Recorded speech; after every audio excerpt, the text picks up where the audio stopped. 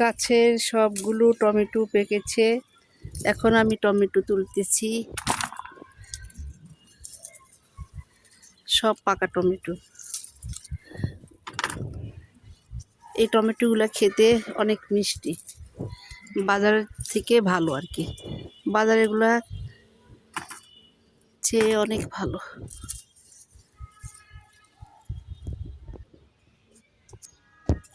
এটা হলো আরেকটা গাছ, সব পাকা টমেটো। মাশাআল্লাহ, খুবই সুন্দর হয়েছে।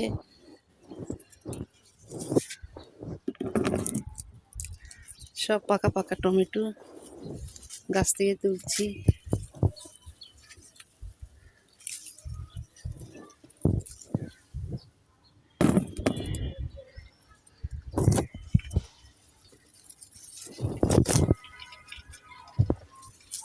পানি দিন অনেকদিন যাবৎ গাছে, আজকে ছাদে সব গাছে পানি দেব।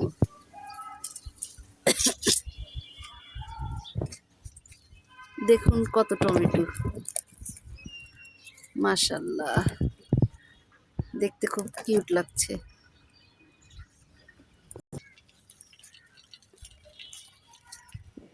এটার কদিন পরে তুলবে এগুলো। এখন তুলবো পেঁপে।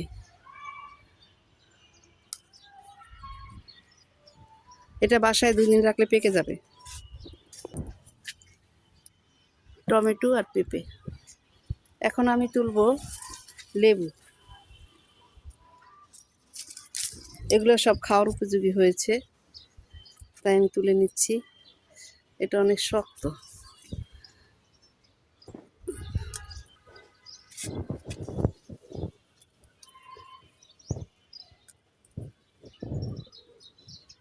লেবু অনেক শক্ত, ছিঁড়া যাচ্ছে না।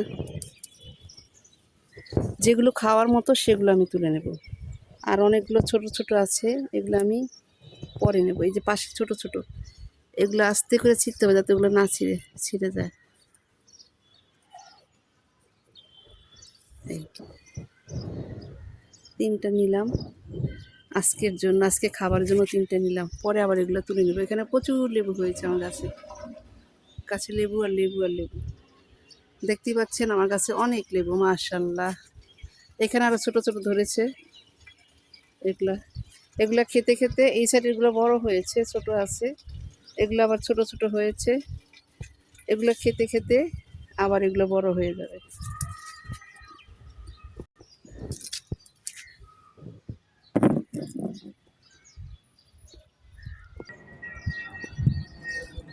এখানে শিমগুলা অনেকগুলো শিম, এখানে অনেক শিম ঝাঁকার নিচে ঝুলে আছে শিম। আজকের সবজি, ছাদ বাগানের আজকের সবজি।